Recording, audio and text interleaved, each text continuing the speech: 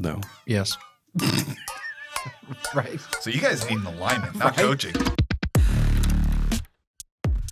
The coaching industry has exploded. We want to be better. We want to move forward and keep growing. Uncoachable is going to be released bi-weekly with a new coach, a new idea, a new approach, and a new takeaway. Hi, I'm Jon. I'm Rhys. And he's uncoachable. Cool. Okay. Well, where do we start? April, thank you for joining us. We had a great conversation about how you help businesses and how, specific to coaching, how you've helped people kind of rebuild businesses after some negative coaching experiences. But before we kind of go into that, could you tell us a little, introduce yourself and tell us a little about who you are and your business? Absolutely. April Stroink. I'm the Chief Financial Wellness Officer at the Money Fix Institute, which is, we teach financial literacy to individuals and business owners. Amazing. And you described it to me in a way where you kind of help business owners. You know, a lot of business owners aren't necessarily the most financially literate sometimes. They're people who've got a great idea and have like built something they're very proud of, but there's kind of financial leakage and bad practice. Do you want to talk? You described it in some really good ways, like when your grandmother puts envelopes to one side for like Christmas and those kind of things. So, what exactly is your process with helping businesses? Absolutely. Well, it comes from lived experience. I've been in the industry for over 25 years. And my husband and I also owned a retail business together for 13 years. And I was really sort of classically trained, if you will, as a financial advisor in, okay, get people to retirement, have $1 million. Everybody just wanted to have $1 million for some arbitrary reason. Make sure they have insurances in place. But we were never taught about money behaviors or the fact that we make really good money, but we're still living paycheck to paycheck. So we would build these beautiful plans for our clients. And then lo and behold, 6 months later, they couldn't afford them or what have you. And so everything that you did had to be put on pause or unwound, because especially entrepreneurs, they're pulling money out of their RRSPs, they're taking on second mortgages, what have you. And so in 2017, after we sold all the businesses, I was like, I really want to look at doing this differently. And met a mentor, Wendy Brookhouse, and she was working in the behavioral space. And then I went to Dorothy Spence's Purpose-Led Business School, and on the reading list was this book called Profit First. And so I started to read the book, and I'm like, oh my gosh, does Mike Michalowicz is he living in my living room? Because he's explaining exactly what was happening in our businesses and other with entrepreneurs that I worked with, just as far as, you know, you're passionate about your product and your service, you're the ideas person, you didn't get into this to be a business owner, and you certainly don't want to be looking at your finances, so you abdicate that to your bookkeeper or your accountant, and you don't look at it again until cash flow is a problem. And so I'm a systematized person. Like, if you have a problem, make it a system, then it isn't a problem anymore. So really start to implement it in our businesses and at home. And then from there, it's just really snowballed into this. I have 2 coaches that work underneath of me, and they're trained in my methodology. And we work with clients across Canada, the States, and in the UK. I'm really interested to meet you, April. The conversation around financial health, most of us have an unusual relationship with money. We all do. Either we don't talk about it, we're really successful, really good with it when we don't have it. When we have too much of it, we don't think much of it. So it's a real unusual relationship with money. So, Rhys, I'm glad that you've done this as an introduction. You wrote a little bit about, we don't talk about financial stress, right? We talk about mental health, we talk about physical health, we talk about all of those other stressors, but not financial stress. Can you speak a little bit about that stress and how to Absolutely. So it's still the elephant in the room. We don't talk about money, and it's really different. It's really interesting, like women's relationships with money, men's relationships with money. But we all have these cognitive biases. We have 7 cognitive biases that we treat money completely different than we treat other aspects. And so what we've done is we've narrowed it down to 4 money behaviors. And these money behaviors that we have that are actually formed before the age of 11 and are heavily influenced by our parents, who are our first teachers, influence exactly like you're saying around our sort of self-worth, around how we earn. Because there's some people that are really great at earning money, but they spend it. So that also influences your spending habits. It also influences how you invest and how you save. And so there's 4 different behaviors that we have identified really impact exactly what you're saying. And so what we do is we work with your money behaviors, not against them, because they've been ingrained since the age of 11. So that's why budgets, for example, budgets are based on economic theory, which state that agents, otherwise known as human beings, will act rationally with their money 100% of the time. I've worked with thousands of people, except for maybe one engineer, is not 100% rational with their money all the time, and neither am I. So we have to work with those behaviors, and we have to have these conversations. So one of the things that I tell my clients right at the get-go is, you're going to have to get financially naked in front of me, because if you don't, just like if you're going to a doctor, like I can't help you. So, and that's really uncomfortable for people. And sometimes working with a couple, it's the first time they've actually had this conversation. So you're looking at each other. No, like a couple? I'm thinking. I'm wondering whether you're referring to us, that we need to get naked amongst ourselves. Amongst ourselves. In front of each other. I'm turning my Not back. today. Not today. But Financially speaking. it's the exposure of that. So if you talk about the 4 characteristics, I have no clue what Rhys is like with his money. I don't know if that's true. I've listened to all your podcasts, and you've already had money conversations. I've had it. Well, it's funny. We didn't, because you're right. We didn't set this business up with the focus of just absolute wealth. That's not the end objective. So we're not focused on money. We are focused on financial or fiscal prudence. Like we are, not. We both like value. We both don't like overpaying for things. We both like to save money on things. Cheap. Yeah, we're both cheap. Yeah. Right. Yeah, right. yeah. Which Frugal. is we're sort of frugal, right? But we're also both not afraid to enjoy money when we have it. And well, yeah. So I've always said. So I was very good with money when I had none of it. We all are. Right. It's called Parkinson's Law. Right. Oh, okay. Good. So actually, my question is: you said there's four modes, 4 models, Behaviors. 4 behaviors of. So what are the 4?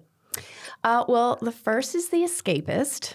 And the escapist really likes to, everything will work out in the end. It's all going to be fine. that's definitely me. I was going to say that he's already, owned up to that, right? Things will work But out. it always has been. So like, And that's exactly what an escapist always says as well. Yeah. There's the idealist, and the idealist is that, will just look to others. They have a financial advisor, they have a bookkeeper. If in an ideal world, they wouldn't have to ever think about money. Right. And so they're absolutely trusting, and that's where they can get themselves, especially as business owners, into a world of hurt. So somebody else will save me. now, Somebody else will save me. to come back to this podcast, Uncoachable, I guess those are the people who are perfect to be kind of sold coaching services to as well.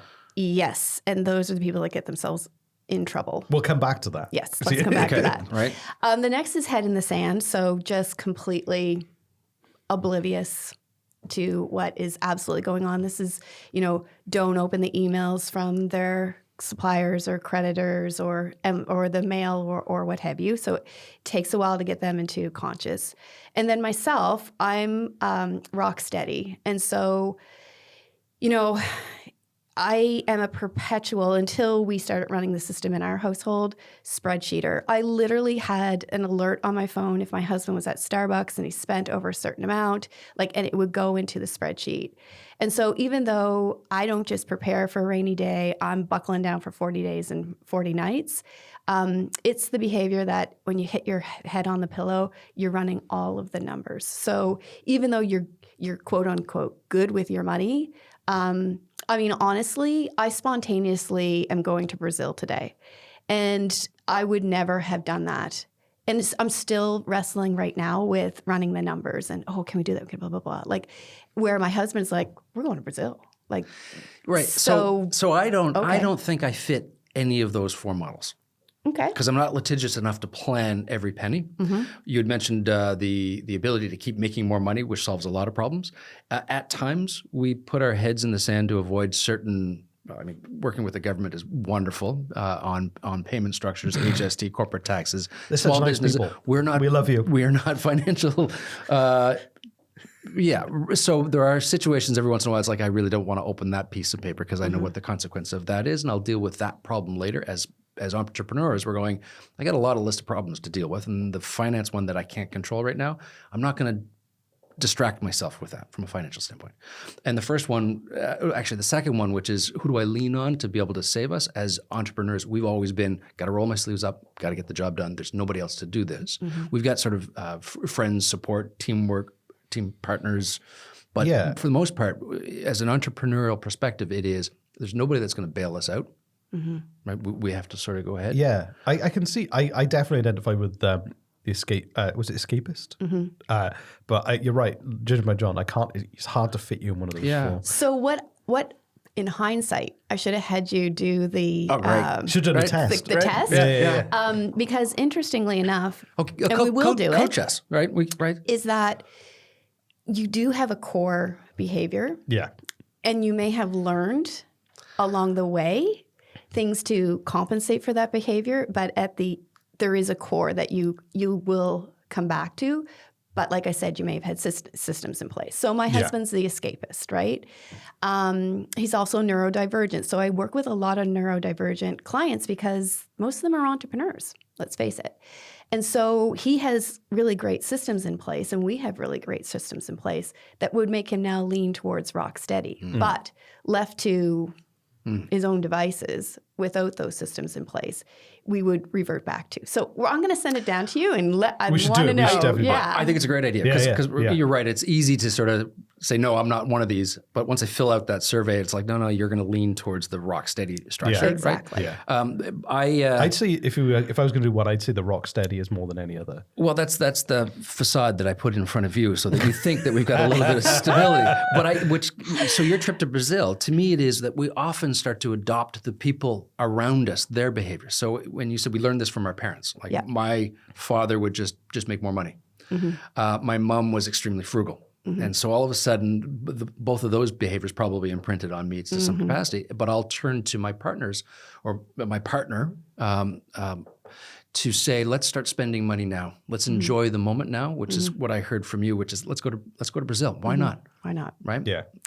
Yeah. I mean, my philosophy has always been, you need to live for today. We don't know how many days we have. You know, I had an uncle, he saved every penny and he died at the table with $1 million in the bank. And then my cousins spent it. So like, we don't know what tomorrow's going to bring, but we don't want to spend our tomorrows today either. No. So that's why having a good system that works with your behaviors will keep you on track, because you have to know the mechanics of how your money works, how it flows in and out of your business, but you also have to understand your mindsets. And when you're able to have those behaviors together with the mechanics, that's where you'll go farther in your business. And I just want to talk about something that you said, because almost everybody that I work with says, we didn't get into this for the money. And I call malarkey on that, because you should have got into this for the money. So the first thing that we do when we work with a client is calculate what we call their financial why. Because you've just eloquently told me what your why is, but you're going to get that why, I'm sorry, is going to get old really quick if you can't pay yourself and you can't pay the rent and you can't pay your staff and you're taking another mortgage out and you're pulling out your RRSPs. It's going to get old really soon. So we like to take a look at, okay, what does the business have to produce on a consistent basis in order to fund the personal lifestyle of the owners and make sure they're getting paid that on a consistent basis. So we start with your financial why of what do you need to live the lifestyle that you want yourself and your family to have, and the business has to support that. And what I like about Profit First as well is it's not profit before people, it's not profit before planet, but if you aren't profitable, then you won't be able to stay in business and you won't be able to serve this beautiful wall of beautiful people that I see in your studio. And if you're not here to support your community, who will? Yeah. That's it. It's like you've got to build a healthy business because you none of that purpose or anything is ever going to be realized. And Exactly. the team you build will not be there for long. and the community you build around your clients and everything else too. I completely agree. Avoiding failure. I'm frightened of it. Right. So there is that minimum level to make sure that we are sustainable.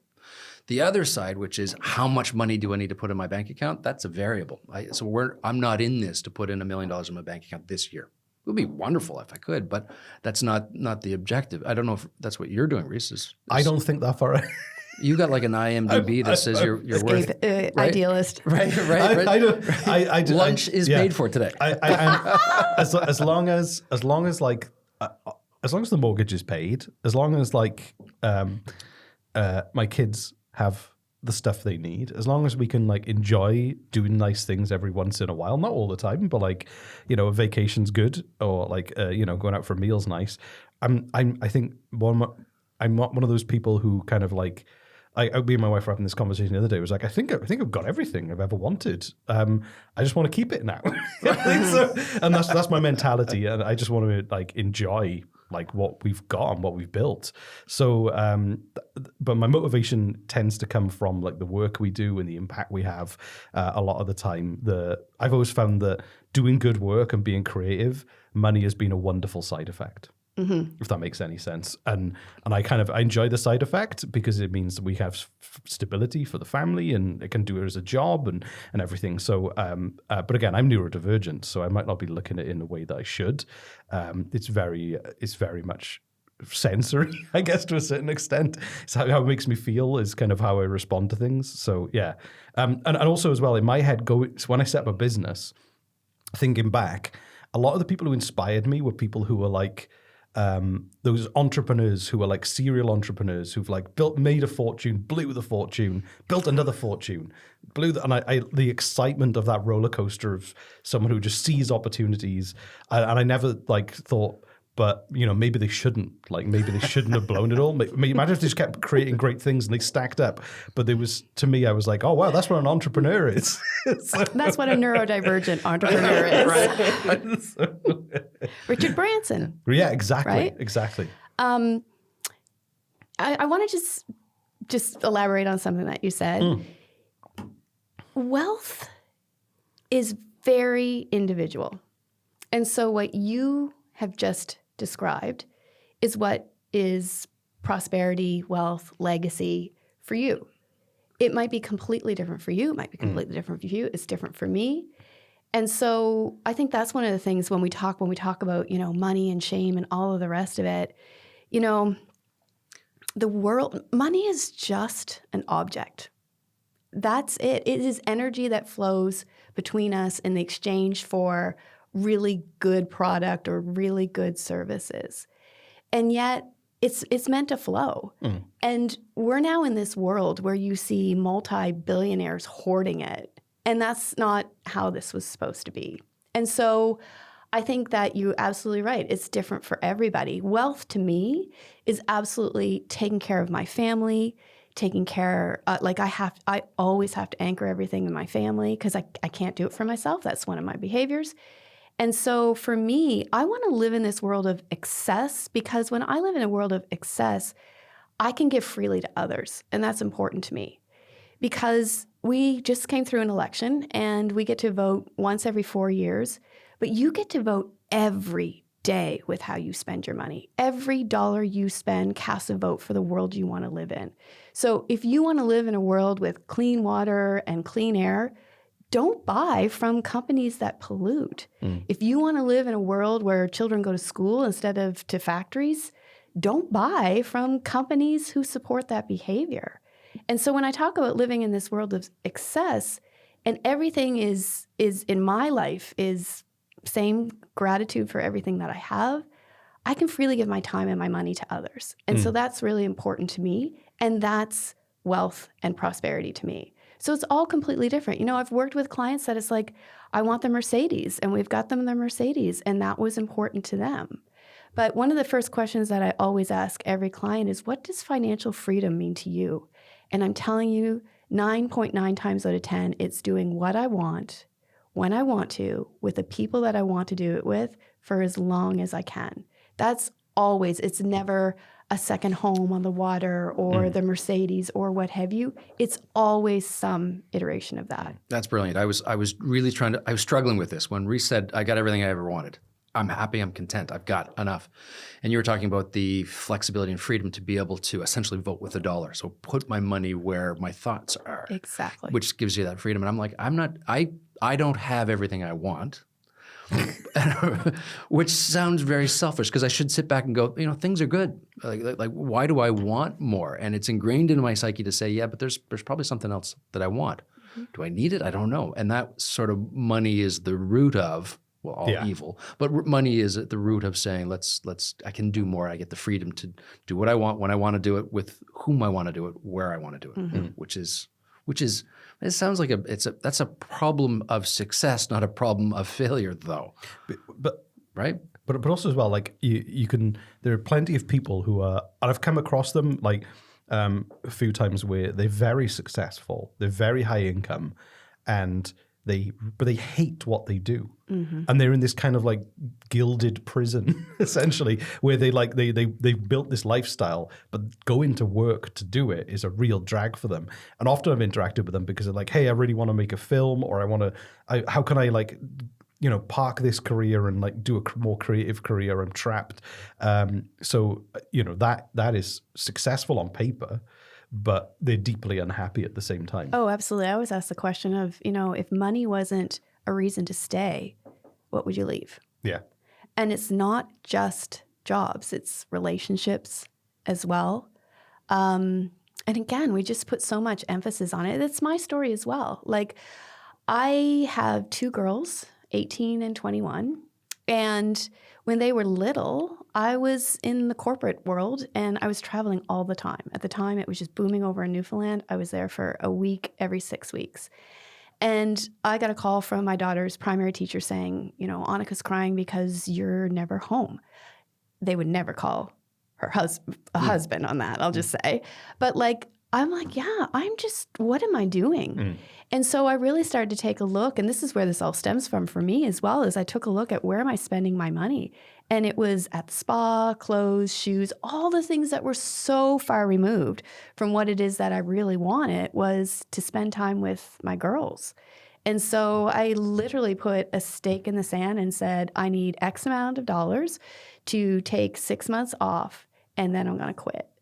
And so I just looked at my spending habits and put my votes for what it was that I wanted to be doing, which is to be home with the girls, and was able to save $40,000. And then I left, and I've not looked back. And, the girls have never had to stay at school for lunch. There was always somebody for them after school. We have just a beautiful relationship. And for me, getting back to the world that I want to live in, for me, I didn't want to have kids and put them in daycare and summer camps. I wanted me to be playing Professor McGonagall at Hogwarts camp for the girls. Like that was what was important to me. Yeah. Which is the healthy relationship with money. I think that's what Rhys's point was. You've got everything you want, which is the time with the kids. I mean, yesterday you were at the track. Yeah. So you got freedom and flexibility. Yeah. You've got time to be able to do that. And those are I wasn't running, my son was. So I was like, I don't even know what you want me to say right now. I think obviously it was appropriate. But we don't know each other that well just yet. So from a financial standpoint, so I like this conversation because to me, the more money I make, the more money I spend. And that's a lack of financial fortitude or responsibility. It's actually one of the cognitive biases. Right. I know it's the fourth one, right? Yeah. Well, it's called Parkinson's Law. Right. And so Parkinson's Law states that demand will always meet supply. So if you got a month to get this podcast out, you'll take a month. If you got a week, it'll take a week. And so the more money that you make, the more money you spend. And that's why, like you were saying earlier, you know, when you're in university, your disposable income was probably more than when you got your first job, because that would be my experience. Because we're bombarded every single day with ways to spend our money.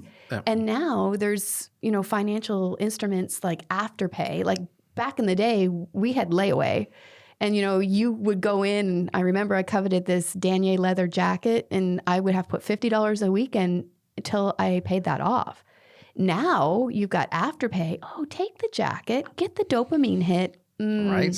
Now you have to pay it. Yeah. Knowing full well that you won't be able to pay, and then they can charge you so much interest. So we all have these cognitive biases. We're all fighting against Parkinson's law. And as much as we study behavioral finance, Amazon and all of the big ones that, I mean, Jeff Bezos paid millions of dollars for the one-click system because he studied that there was $1 trillion in abandoned carts. So how can we make that more efficient? When you said about spending your student loan on something, and this might be a behavior you can probably critique. I spent my entire semester, I suppose it would have been a semester, student loan on one really good weekend in Dublin. And came back and I had to get a job in a movie theatre straight after. But I don't regret it. It was brilliant. I'll never have that weekend again in my entire life. Of course, Is because how old that were a you, healthy 18? attitude? I'd have been about 19. No, 20. I was 21. Sorry, I was 21. Yeah, so you're like the rational part of your brain isn't even fully formed yet. Like if you go on campus Still. during Frosh I Week, was going to correct you there. When you say yeah, what do you mean? I'd do it again. well, if you go on campus on Frosh Week, you got to walk through what's called Credit Card Alley, right? Yeah. And so I remember my first Frosh Week. I didn't go to several Frosh Weeks, but Frosh Week at Dal, and they were set up like right outside the student union. So on your way to the Greywood, which is the campus pub, you got a Canadian Tire credit card that never saw the inside of Canadian Tire, but certainly got a workout at the Greywood, right? It's the institutions that educate us profit from our ignorance. And so that's why it's really important to educate yourself. You know, it all depends on how your parents were around. If they talked about money, probably not. School system doesn't do a great job around talking about money. And then we become adults and we're just supposed to know what to do with it. And like I said, our first teachers are really credit card companies or banks that they're not interested in giving you financial education as much as they say they are. And I want to come back to coaching because we did touch on this with was it type 2, the type of personality that we kind of agreed would be most open to coaching. Susceptible, yeah. Yes. So you employ 2 coaches, you said, but you've seen, and we've met some fantastic like people who are really impressive. They have those like ICF kind of accreditation. You know, there's an ethics to what they do. There's a real purpose and a track record of success. But there are those people who go into coaching without any training, any expertise, maybe are more predatory in terms of manipulating entrepreneurs who are just looking for help and support and guidance. And you've experienced, or you've helped some people in those situations, I believe. Mm-hmm. Yes. And I want to back that up one step further too, is because a lot of the coaching franchises have also set up coaches for failure as well, right? Like, just like this is my own opinion, I don't think everybody should be an entrepreneur. I don't think everybody should be a coach. And so, but that's not what you're sold. So one of the examples that we were talking about on the phone was I was helping a individual who has a coaching business. And frankly, she didn't have what it took to be a coach. She was very shy, didn't like sales. Like it just didn't fit the profile. And she didn't have the money for the program. And it was a $20,000 USD program. And they're like, no problem, we can fund that. And so then they had a financing side where $20,000 at 26% interest. And so it's almost impossible like to get out from underneath that. Plus they were taking a percentage of everything she sold. Wow. So, you know, that put her in a real panic situation of trying to get clients because she was so far behind the 8 ball before she even started. Right. Yeah, that's going to be crushing just from day one. Crushing from day one. Well, this is one of our skepticism on the industry is trying to make sure to understand who is a good coach, right? So this, you shared some qualifications of what didn't make a good coach, but what makes a good coach? How do you know who a good coach is, like as a business owner? I think first you have to understand people's credentials. Like absolutely, they have to have the credentials behind their name. And we were talking about in my industry the frustrations that I have around that. And also, you got to gel with that person. Like, you know, I was listening to your first episode and you're like, I'm uncoachable. And I'm like, I wouldn't even give them a time of day after that on a phone call. Like, I'm not here to convince you to be coachable. If you're telling me you're uncoachable, thanks. It was really nice seeing you and we'll never see each other again. And so, you know, I've had really great coaches myself. I was coached, and I'm very coachable. I'm like Forrest Gump, like point me in the right direction and I run. I don't know what I'm running to, but I know it's going to be great. But I'm like, it doesn't have to be perfect. I'm just going to sell it. Like I go. But I was really stuck a couple of years ago and my mother had died and COVID and she died over COVID and I was grieving, which I realized. And I was at a Profit First event, and we have a wishing wall, and I put on the wall, and I'm stuck. Can someone help me get unstuck? And so a coach by the name of Steve Bousquet, he's like, I'm going to help you. And honestly, it was life-changing. And if my husband was here, he'd say I'm a totally different person because of having that time with Steve. So I think for me, what really gelled, and I'm skeptical as well, but he was very systematized and I'm very systematized. So he was able to tell me right from the get-go where we're starting, where we're going to end up, and what were the milestones along the way. And I'm, like I said, like Forrest Gump, like if you give me homework, I'm going to do the homework. And so he gave me things that I needed to do and I did them. And so I'm very coachable. And as a result, it was one of the best experiences of my life. But he really gelled with me because he was able to tell me what the return on my investment was going to be. He was going to tell me where I was going to be after 6 months. He gave me tools that I'm not a fluffy, duffy person. I don't even know if I've ever said that before, but like he had very concrete tools that we were going to work with. They were all very accredited. And for me, the biggest thing is he was an entrepreneur. So he walked the talk. Like nothing frustrates me more than someone who's never done it or has never had learned experience or they don't use it themselves.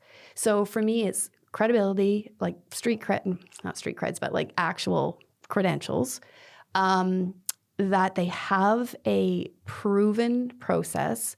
There is a process. There's work that I'm going to do. There's milestones that we have to meet and that there is an end result. If you can, for me personally, if that you have a program, I'm like, yes, bring it on. The thing is like, oh, you decide the path that we're going to be on, or let's what is the conversation you want to have, or it'll just be fluid. Yeah. No, I need an agenda. I need to know exactly what my expectations are. I want to know what your expectations are. Right off the get-go, if there's not a contract, forget it. I'm not doing it. So for me personally, those are the things. Like you got to have an ROI as far as I'm concerned. There has to be a tangible return for what it is that we're going to be doing. It has to be a solid plan. Two things. Number one, that's a great toolkit that you're kind of like your requirements for like engaging in a coaching process. But number two, I love how wide your view is because you're someone who's going, oh my God, coaching changed my life. And also like there are dark sides to coaching and not everyone should be a coach. You have a very wide view of coaching, which is super useful because I think that that's kind of what we're coming at with this podcast is that like we're aware that it can work really well, but we're terrified of the kind of those darker sides to it. I can imagine the coach you described who'd signed up to that debt not coaching from the same position of the person who worked with you, because they're coaching out of desperation in terms of trying to acquire clients and then to engage in a process with them, versus someone who is like, I'm an entrepreneur, I do this anyway, and I'm going to share things I've learned and things I benefited from. Two very different engagements. So Yes. Like for me, if you haven't walked the talk, not interested. Oh, I like that a lot. Any thoughts, Jeff? I'm processing it, because you're right. As soon as the person that you're saying that's not a salesperson, as soon as a coach is a salesperson, it seems like it's a different agenda and objective. And I understand from a business driving revenue and having a product. But in that relationship of coaching, I love mentors. I think mentors that say, hey, I've done this before. This is what I've done. Take it or leave it, but I'm not going to necessarily coach you through these steps in this process. But what you just said there, I like as well, that says, if I need to have a sense of return on investment. What is the outcome of the action that we're going to have here? What do I get out of this? And then it allows me to go, okay, yeah, I'll invest time and I'll invest energy and I'll invest money, knowing that I'll be better, I'll be smarter, I'll be healthier, I'll be whatever it is, right? So that's a good approach. So there's two things you said that I heard. One is there are some people that are uncoachable and you should walk away from them, which is fine. And the other thing is there are bad coaches that may not align with certain businesses that may have the wrong reason to be coaching, wrong style to coach, all that kind of stuff. So I think we're seeing eye to eye on a lot of this, right? I like this interview. So Rhys had mentioned that you sometimes come into organizations that had said, yep, coach me, and it had gone in a wrong direction. And you help sort of save them. Can you give some examples of that kind of stuff? Not naming names, but just sort of, Well, I don't know about saving them, but certainly putting them, thank you. But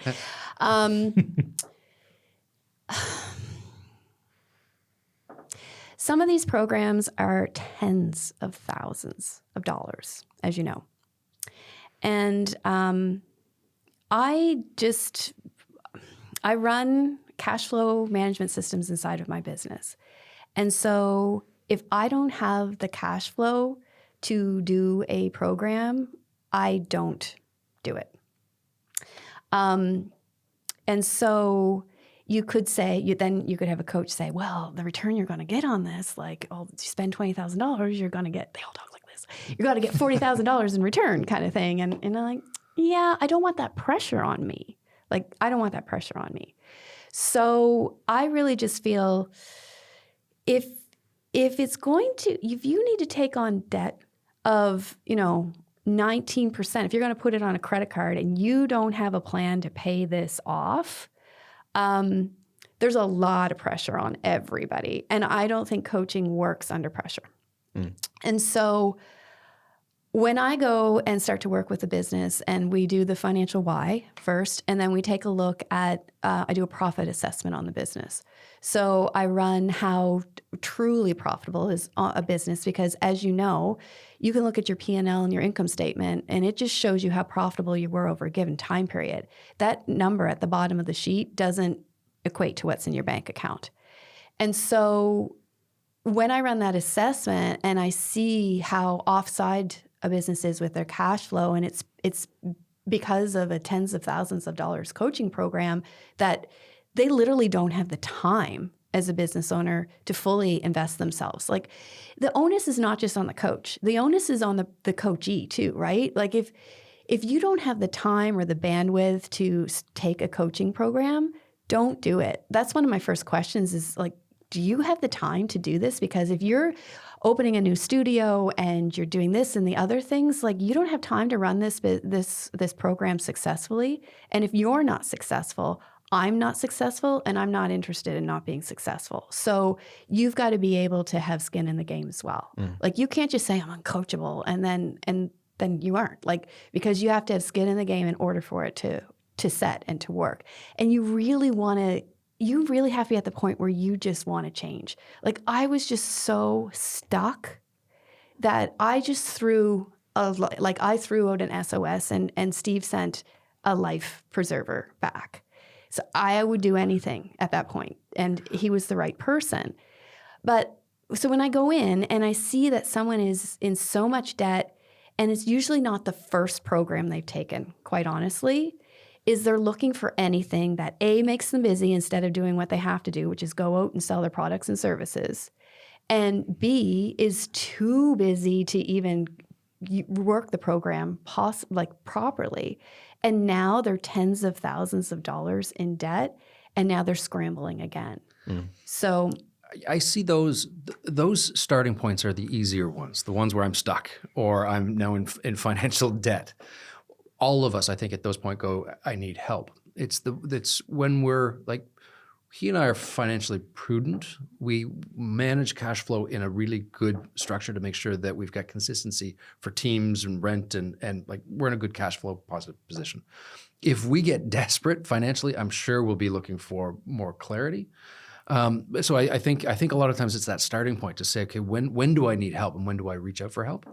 So Rhys and I are trying to prioritize what the problems are. We don't spend money that we don't have, which we're in a fortunate position to be able to do that. Unless it's new cameras for the studio. Right. So, but those are healthy conversations to say, we'll actually buy new cameras for the studio when this business closes and we have this amount in the bank. And so not borrow against. That does hamper our ability for good, bigger growth. We do need to invest in the business. And at times there is good debt. And so, absolutely. So our challenge becomes, we are not financial gurus. And we know we've got gaps in those spots. So making sure we work with people that help us with that, I think makes great sense. So I'm just getting to my new thoughts in regards to a financial coach, whether it is somebody that comes in and fixes the organization, puts us on that path, like when you said Forrest Gump, now I'm running in that direction, great, and then sort of remove. That seems to be more of best practices and financial knowledge that sort of helps us with that structure. I don't know if I'm. Do you know what I'm getting at? It's just like sorry. Interestingly, I think in the work that I do, it's best to work with somebody like myself when you're not in that position, right? I agree. Yeah. So one of the things that I would consider myself, this is an interesting thing, we talked about this as well, is that, I would consider myself more of a consultant, but I had a coach tell me I should call myself a coach because I would be more attractive to male clients if I was a coach. And, but I would say that much the same, like I give you the systems and then the way that I have it set up is that then you run those systems with or without me. But there's clients that I've had that have been with me for 4 years because they need that accountability piece. They need to check in. They need to be making sure that the systems are running. And then we take it further into more of a fractional CFO relationship where, okay, we've got this now ship righted. Now we want to hire, we want to expand the studio, we want new cameras, what have you. How do we do that? And so we take a look at all of the cash flow drivers and we move the needle forward. And then this is the thing. I just want to get back to what you said because it's so interesting because I'll set clients up and then they'll have banner years and then they'll revert back to their old habits and spend it all and sometimes be in a worse position because I think the good times are always going to roll. I've been 25 years being an entrepreneur and I grew up in an entrepreneurial family. The good times don't always roll. And so you need to have a plan in place for the good times to prepare you for those downturns. So I'm convinced that we're always in the bad times. I'm always trying to prepare for the worst case scenario. And that's upbringing experience. I'm convinced that if we aren't safe and conservative, that we'll get ourselves in trouble, right? We can't afford a CFO. It's not an option for us. Do we need one? Probably, but a consultant to come in to say, let me build out an infrastructure for us, that's smart. Well, also as well, I think that in terms of how we take roles in the business, you take on more of the financial responsibility, and like that is stressful as well because like you're like I check in with you on it and everything, and we discuss things together, but you take the burden of it, and I'm like, it's always one of those things where like this business didn't exist before we built it. So having someone with an outside perspective come in and go, I can make your life easier, or at least I can take a little bit of pressure off, makes total sense because we're kind of like, we don't have a roadmap to a certain extent. So how do you financially plan for a podcast agency on the East Coast of Canada that never existed before and has never, there's no model for us. So I'm open to like any kind of consultation. Probably great financial models. There's businesses just like us with Exactly. Yeah. Well, except that you do need to build the model yourself. Yeah. This is one of especially when it comes to pricing, everybody, I don't know if this is an East Coast thing, but sets their pricing on what their competitors are doing. Your competitors could be completely cash flow strapped. You don't know what their situation is. And then you set your prices at arbitrarily at what their prices are. And then it's just this spin. So that's why you need to understand your margins and you need to understand your financial why of what's driving you. And then you need to reverse engineer it back in to say, I have to get this amount of margin, this amount of profit. And then you build a unique system for each and every business for sure. And I just want to tag on something that you said is that unfortunately, bookkeeping in this country is not a regulated profession. And so basically your mother's uncle's dog's cat, sister's cousin can put their shingle out as a bookkeeper. And unfortunately, small businesses and nonprofits are fall prey to fraud, and you know this would be my case as well. We had a trusted member of our team, and who grossly misrepresented their skills. And when we grew to 5 different locations, it was more than they could handle, and they didn't tell us that. And that, that the good times were really good. And then it unraveled very quickly because we didn't have our finger on the pulse. We totally handed over the reins to someone else. And I'm sorry, but you're going to have to learn how to also be the co-chief financial wellness officer, because if something should happen to either one of you, I'm sure you have a buy-sell agreement in place, and I'm sure it's funded properly as well. But, it's real. This is just such an essential part of your business that you don't need to know the micros of everything that's going on, but you need to have that 30,000 foot view. And you also really need to have a strategic plan. If you're in a cash flow crunch, it should be 13 weeks of forecasting at minimum. But we like to take a look at 5 years worth of forecasting and just see and plan for strategic growth. Because this is what happens with business owners. It's my story too. Things are going really well. Let's add another location. And when you add another location, for a while, it's similar sales, only double expenses. So growth is really key area where you really need to have a strategy. And so again, if you're going into a growth situation, and you're right, there's good debt and there's bad debt. And so anytime you're leveraging in order to leverage $1 to gain 5, makes total sense. Or if you're working with government or agencies or other organizations that have terms and you've got to bridge that, makes sense. But a lot of times business owners take on debt because they can't pay payroll, they can't keep the lights on. And so there's something happening upstream in the business. And sometimes having a coaching session around leadership and strategy might not be what you need. Exactly. No, that's it's funny. In this conversation, I've gone from really optimistic to really, slightly nervous, right? Because we have no idea what our margins are per client. Mm-hmm.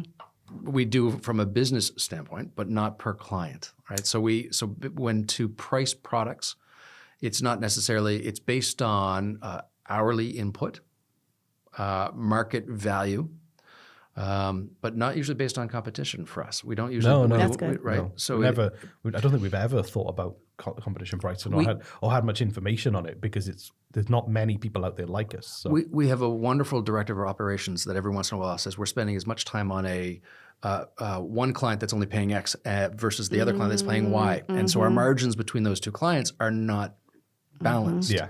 But we're more concerned on product excellence and deliverable than we are on margins by client. Yeah. That said, we've got teams that are not at 100% capacity. So we've got bench strength and capacity, right? Yeah. So that will catch up to you. I listened to a podcast Bill Gates was on, and the podcaster was saying, everything you do is like you have the Midas touch, like in your businesses, in your philanthropy work. And what's your sort of secret? And he said it's understanding per unit cost is really, I need to get down to per unit costs, which is difficult to do in a service-based business. But yeah, you need to know there's I hate to use the word, but there are KPIs that you have to be, I like to call them drivers, cash flow drivers, that you have to be looking at all times and understand which of these levers need to be pulled at certain times. It's so difficult in the creative space to say to a creative, you only have 8 hours to spend on this particular project. You have to, like, honestly. Yeah. It's not like communism where you go, I want to be an artist. And then you're like, okay, you're an artist. You make some state-sponsored art and take as much time as you want. Right. We've both worked in the production space where it was, it's a time clock. You've got to punch in and deliver and then punch out. Yeah. And especially, which is an environment. So I know the value of that from a financial standpoint, but from a human cost, we both didn't like those environments. It was, I'm managing my time too much. We would rather say at the end of the day, I've got to have a deliverable. And whether I leave at 3 today or stay till 7, to us, it was sort of that approach. And the team sort of has that same mentality. But you're right, from a cost standpoint, as long as things are still good and we still have healthy margins so that we're not doing business at a loss. And so we understand what that balance is based on cash flow, our revenue targets. We know what our fixed costs and our expenses are, but... April is like... You just keep going, yes. Yeah. I know, but I agree. But I feel like you're looking at us going, you can see so much opportunity for improvement in the way you're looking at this. Right?